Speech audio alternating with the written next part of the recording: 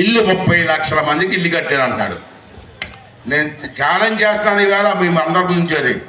వీడి కట్టింది 30 లక్షలు కాదు, 7 లక్షల మందికి రాష్ట్రం మొత్తం మీద.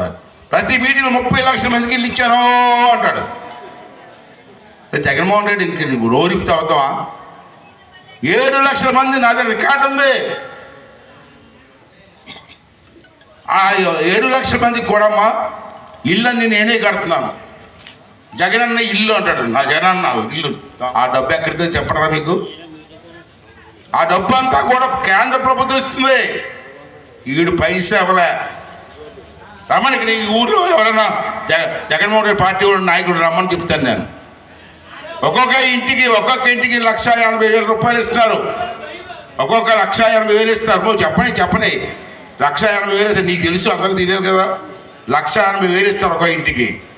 దాంట్లో 1,50,000 రూపాయలు ప్రధానమంత్రి గారు ఇస్తున్నారు. మోదీ గారు సెంట్రల్ గవర్నమెంట్ డబ్బు. ఇంకా 30,000 ఉంది. ఆ 30,000 ఎక్కడిదో మీకు తెలుసా? తెలియదు. ఉపాధి హామీ పథకం కూలీల డబ్బు ఉంది. ఆ డబ్బును తీసుకొచ్చి మీకు ఇస్తాడు. మనం చూడండి, కూలీల డబ్బు ఉపాధి హామీ ఎండ వాన అనుకుంటే కూలి పని చేస్తుంటే వాళ్ళ డబ్బులు తీసుకొచ్చి ఇచ్చేసి 1,80,000 రూపాయలు నేనే ఇస్తున్నానని చెప్తున్నట్టు సిగ్గురేండి నా కొడకల్లారా. మీకు గుర్తుందా? ఓటు ఎలాగ అడుగుతాను నేను. ఇది తప్పు కదా.